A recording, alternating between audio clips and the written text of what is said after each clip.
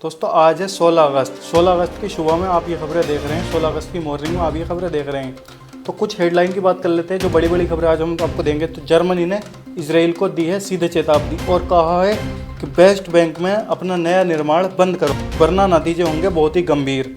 दूसरी तरफ हिजबुल्लाह का जो सीधे चेतावनी आई है। हिजबुल्लाह ने कहा अगर लेबनान सरकार हमसे टकराएगी तो नतीजे बहुत बुरे होंगे और ये गृह युद्ध भी हो सकता है, बहुत बुरे हालात हो जाएंगे। अगर हिजबुल्लाह ने कहा है कि अगर सरकार अमेरिका के कहने पर हमसे टकराती है, हमारे हथियार छीनने की बात करती है, तो बहुत बुरा यहाँ पर हो जाएगा।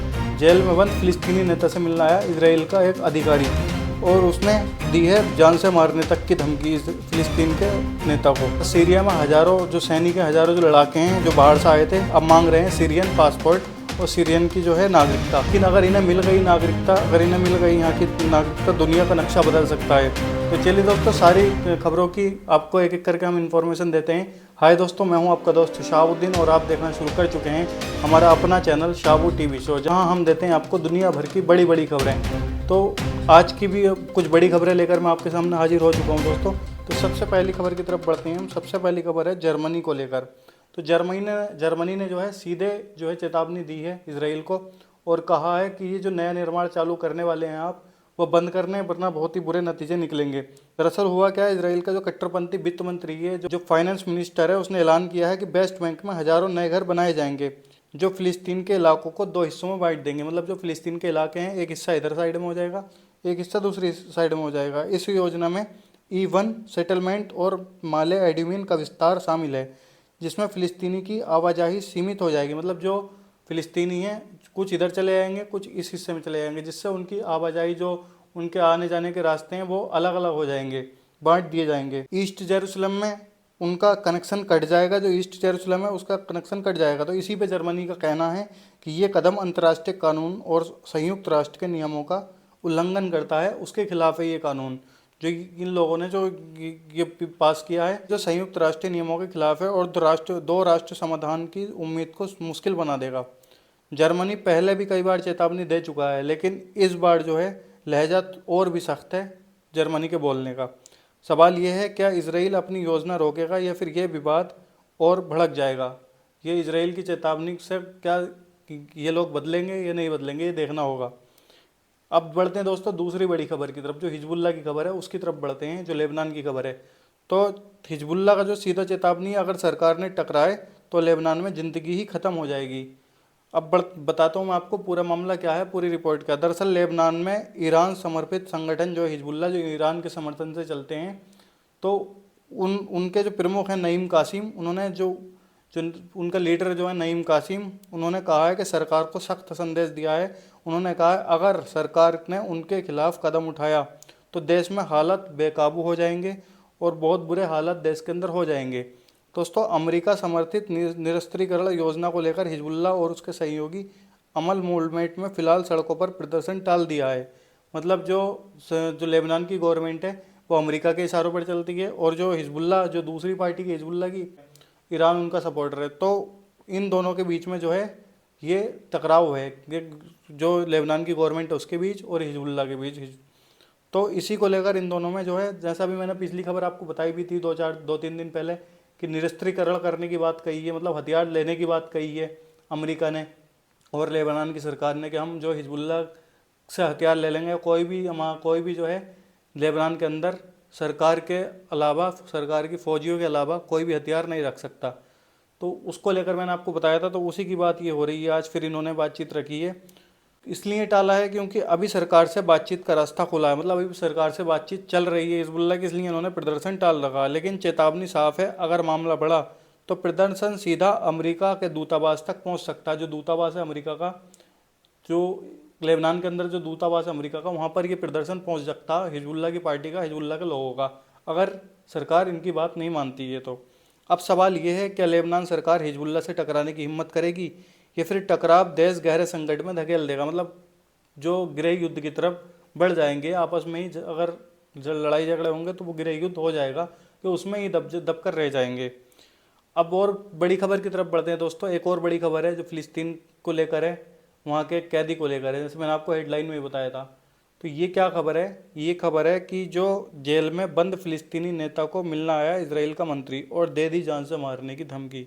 क्या है पूरा मामला? पूरा मामला मैं आपको बताता हूँ, पूरी रिपोर्ट आपके सामने रखता हूँ। दरअसल हुआ क्या, सोशल मीडिया पर एक वीडियो बहुत ही वायरल हो रहा है जिसमें जो इजराइल के नेशनल सिक्योरिटी मिनिस्टर है इतामार बेन गवीर, तो वो 66 साल के फिलिस्तीनी नेता मारवान बरगूती की जेल में मिलने पहुंचता है। उसके बाद ये जो बरगूती हैं ये फिलिस्तीन के एक नेता हैं, मैं अब इनके आगे डिटेल से बताऊंगा आपको ये हैं कौन आखिर।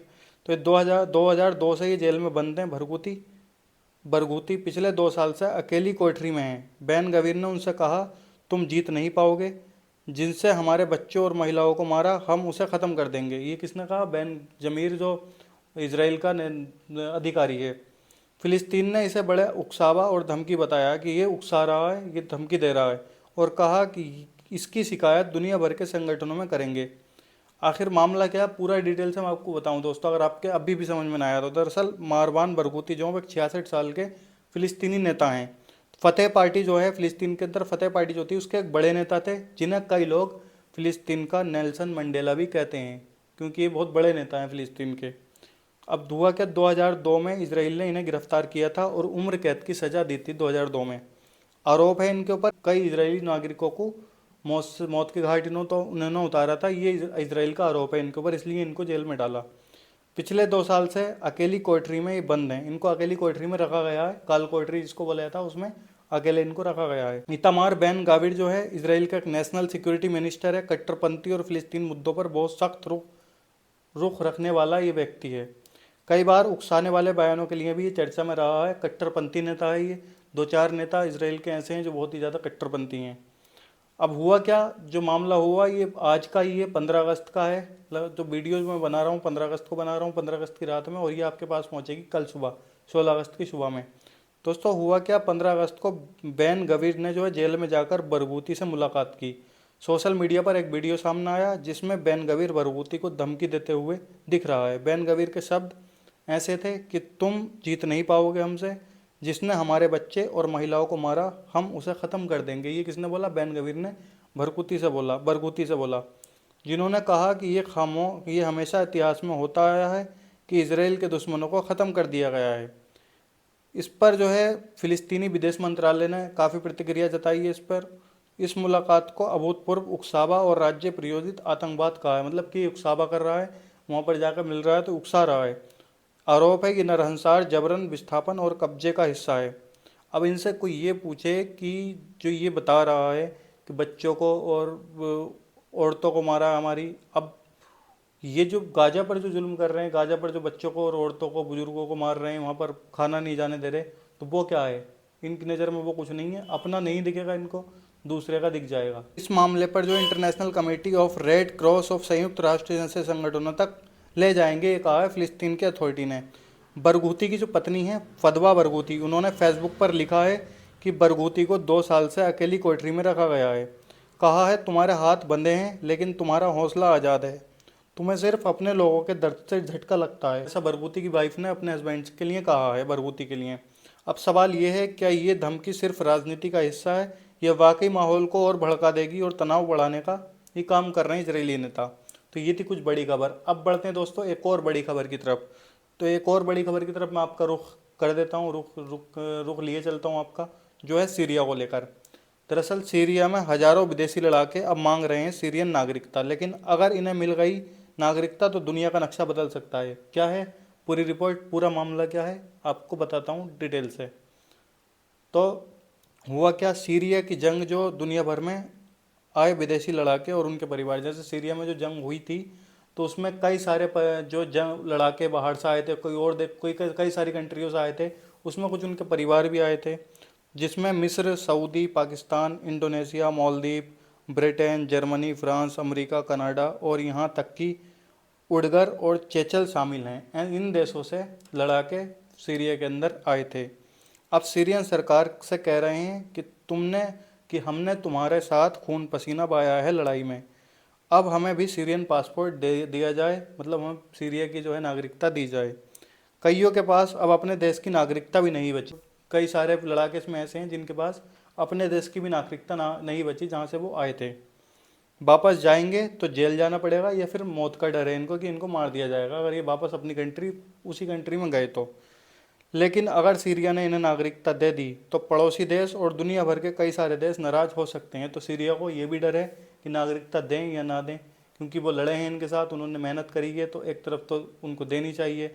और अगर उनको ये डर है कि कई सारे देश उनसे नाराज होंगे अगर नागरिकता दे दी तो उस चीज़ का भी उनको डर है। अब देखना ये होगा कि नागरिकता देते हैं कि नहीं देते हैं। अभी फैसला जो सीरियन राष्ट्रपति के हाथ में है, क्या ये विदेशी अब सीरिया के नागरिक बन जाएंगे या फिर रह जाएंगे हमेशा के लिए बेघर रह जाएंगे, तो ये देखना होगा। आप क्या सोचते हैं, लड़ाकों को नागरिकता मिलनी चाहिए या नहीं चाहिए? कमेंट में अपनी राय जरूर रखें। तो ये थी दोस्तों आज की कुछ बड़ी खबरें जो मैंने आपको सारी डिटेल से बताई, एक एक खबर आपको अच्छे से जो क्लियर करके दी, अच्छे से समझाया।